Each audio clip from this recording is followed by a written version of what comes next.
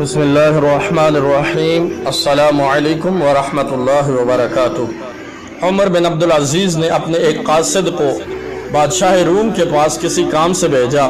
قاصد پیغام پہنچانے کے بعد محل سے نکلا اور ٹہلنے لگا۔ ٹہلتے ٹہلتے اس کو ایک جگہ سے تلاوت کلام پاک سنائی دی۔ آواز کی جانب گیا تو کیا منظر دیکھا کہ ایک نابینا شخص چکی پیس رہا ہے اور ساتھ میں رب کے قرآن کی تلاوت بھی کر رہا ہے۔ آگے بڑھ کر سلام کیا، جواب نہیں ملا۔ دوبارہ سلام کیا، جواب نہیں ملا۔ تیسری بار سلام کیا، نابینا شخص نے سر اٹھا کر کہا، شاہ روم کے دربار میں سلام کیسے؟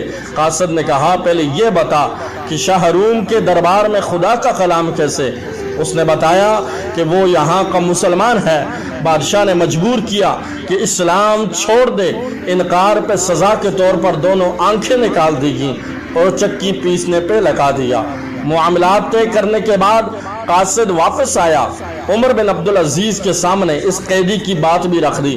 کیا لوگ تھے، خدا کی قسم وہ بھی عمر بن عبدالعزیز نے کوئی مذمتی بیان جاری نہیں کیا، 5 یا 10 منٹ کی خاموشی اختیار کرنے کا حکم نہیں دیا، اجلاس نہیں بلایا، بلکہ کیا کاغذ قلم لیا اور یہ تحریر بادشاہ روم کو لکھ بھیجی۔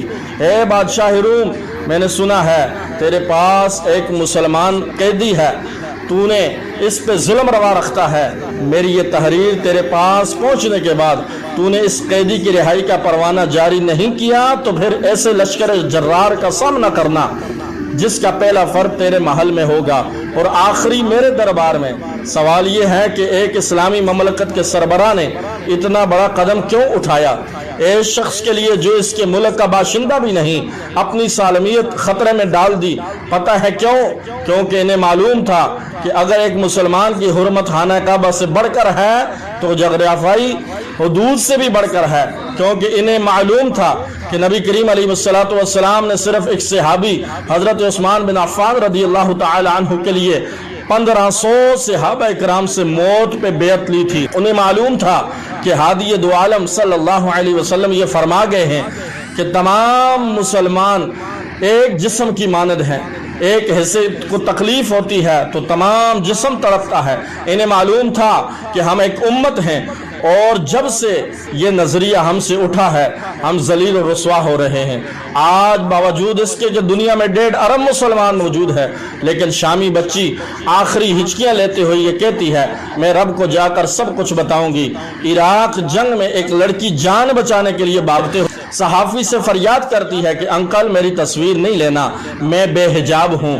ایک فلسطینی بچہ بھوک کی شدت سے نڈھال فریاد کر رہا ہے، اے اللہ مجھے جنت بھیج دے، مجھے بہت بھوک لگی ہے۔ صرف چند لاکھ آبادی کا حامل ایک ملعون ملک آپ صلی اللہ علیہ وسلم کی شان میں گستاخی کرتا ہے۔ یہ سب کیوں ہو رہا ہے؟ کیونکہ انہیں معلوم ہے کہ ہم میں سے کوئی پاکستانی ہے، کوئی ہندوستانی، کوئی سعودی، اماراتی اور کوئی ملیشین مسلمان ہوتے تو ایک دوسرے کے لیے تڑپ ہوتی، اور مقابلے میں کفر نیٹو کی صورت میں متحد ہے۔ اور حد تو یہ ہے کہ اسلامی مملکت کے سربراہان کہتے ہیں کہ ہم نیٹو کے فرنٹ لائن اتحادی ہیں۔ صرف عشق کی نہیں، ذلت کی بھی انتہا نہیں ہوتی۔ آخر میں آپ سب سے میری گزارش ہے کہ میرے چینل دنیا کی آرزو کو سبسکرائب کر دیجئے اور ساتھ لگی گھنٹی کے نشان کو دبا دیجئے تاکہ ہر نئی آنے والی معلوماتی ویڈیو آپ تک آسانی کے ساتھ پہنچ سکے۔ السلام علیکم ورحمۃ اللہ وبرکاتہ۔